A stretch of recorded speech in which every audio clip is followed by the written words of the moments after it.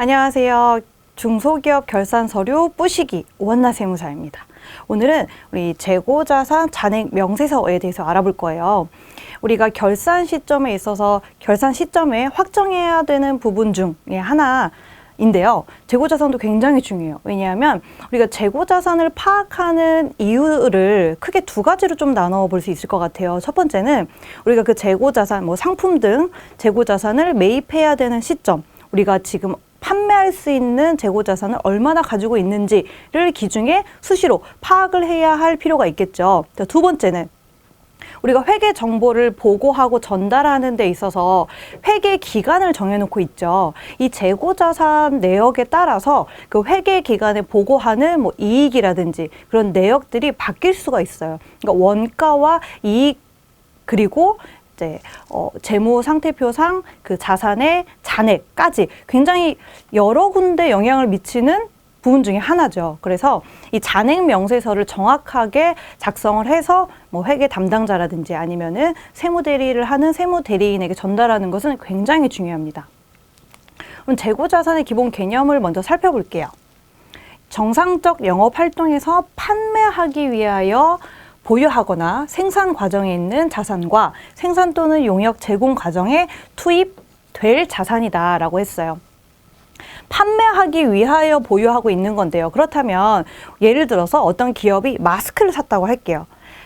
어떤 기업에서는 이 마스크를 판매하기 위해서 가지고 있는 거고요. 어떤 기업에서는 우리 직원들 복지를 위해서, 요즘 회사에서도 마스크 많이 나눠준다고 하더라고요. 직원들의 복지를 위해서 마스크를 샀습니다. 그런 경우에도 재고자산에 해당이 될까요?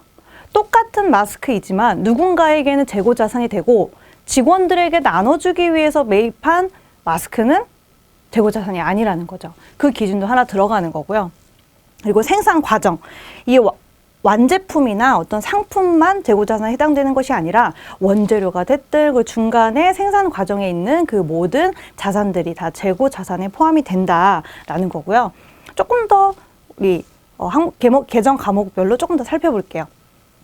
상품이냐 제품이냐의 차이는 판매를 위해서 판매를 목적으로 구입했냐, 구입한 것은 상품이라고 하고요. 제조한 것은 제품이라고 합니다. 그럼 반제품과 제공품이 있어요. 비슷한 개념인데요. 이렇게 한번 설명해 볼게요.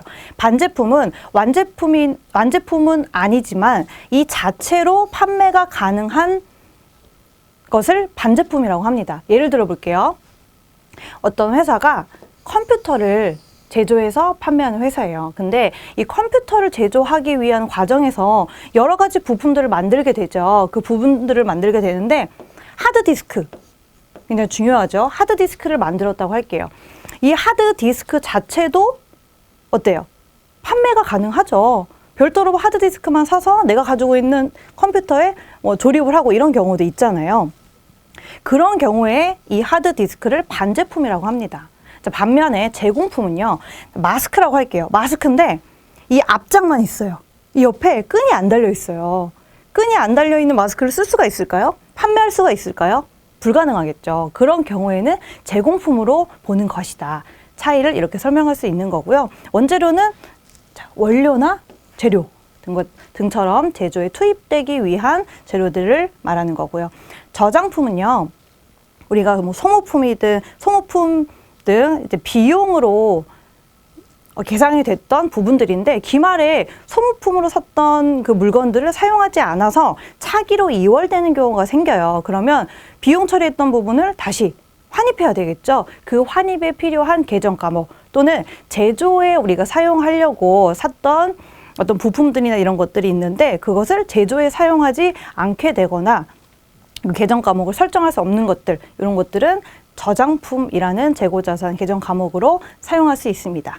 그리고 기타의 재고자산에 해당하는 부분은 재고자산. 그러니까 요런 상품부터 해서 기타의 재고자산까지 다 우리가 관리해야 하는 재고자산에 들어간다는 거죠. 잔액 명세서상에 다 표시가 돼야 됩니다. 심지어 부동산도 재고자산이 될 수 있어요. 부동산 매매업 같은 업을 영위하는 기업들의 경우에 해당이 되겠죠. 그러면 우리가 기중에 이 재고자산 관리를 어떻게 해야 되냐, 그 부분을 알아볼 건데 우리 매입장과 매출장 관리에 대해서 조금 알아볼게요. 자, 우리가 그 마스크라는 상품을 구입해서 판매하는 회사예요, 우리는. 그리고 그 마스크를 우리는 회계 상사에서 구입을 합니다. 그리고 구입을 해서 판매는 어디에다 하냐? 세무마트에다가 마스크를 판매를 합니다. 자, 연두색 부분은 매입이고요. 분홍색 부분은 매출이에요. 9월 2일 날 1,100원짜리 마스크 200장, 그리고 10일 날 1,200원짜리를 100장. 이렇게 하면서 거래들이 쌓이게 되죠. 자, 실무적으로 우리 월 합계 세금 계산서 사용하는 거 알고 계실 거예요. 그러면 우리가 회계상서에 그 달에 매입 세금 계산서, 부가세 포함 37만 4천원짜리 세금 계산서를 발급을 받게 되겠죠. 자, 매출 측면에서 볼게요. 9월 3일 날 1,500원에 100장을 팔았습니다. 그리고 1,600원에 200장을 팔게 됐어요. 마찬가지로 월 합계 세금 계산서로 발급을 해주면 되겠죠. 자, 요런 거래가 있고 그 거래를 바탕으로 재고자산 수불보 작성 한번 해볼게요. 차기에 앞장에 있었는데 좀 다시 한번 보고 올게요. 2월액이 있어요. 전달. 1,000원에 산 마스크 100장이 2월에 왔습니다. 그러면 그거부터 시작을 해야 되겠죠. 기초재고 1,000원짜리 100장 해서 10만 원이 있었어요. 매입을 했습니다. 1,100원짜리 200장 샀어요. 그러면 100장 플러스 200장이니까 300장 가지고 있죠. 너무 쉬워요, 숫자는. 자, 그런 다음에 이게 중요합니다. 자, 매출이 일어났죠. 매출을 했다는 거는 내가 가지고 있던 재고자산 마스크가 나갔겠죠? 100장이 나갔어요. 근데 중요한 게 이 부분이거든요. 얼마짜리가 나갔냐. 여기서 가정이 필요해요. 우리 선입선출법이라고 들어보셨을 거예요. 마스크가 내가 원래 갖고 있던 1,000원짜리가 있고 9월 2일 날 샀던 1,100원짜리 마스크가 있어요. 뭐가 팔린 거예요? 일반적인 경우에는 원래 갖고 있던 것부터 판매를 했다고 가정을 합니다. 그러면 9월 3일 날 매출 발생을 할 때 나간 마스크는 1,000원짜리, 원래 갖고 있던 1,000원짜리가 나간다. 이거를 선입선출법 가정이라고 해요.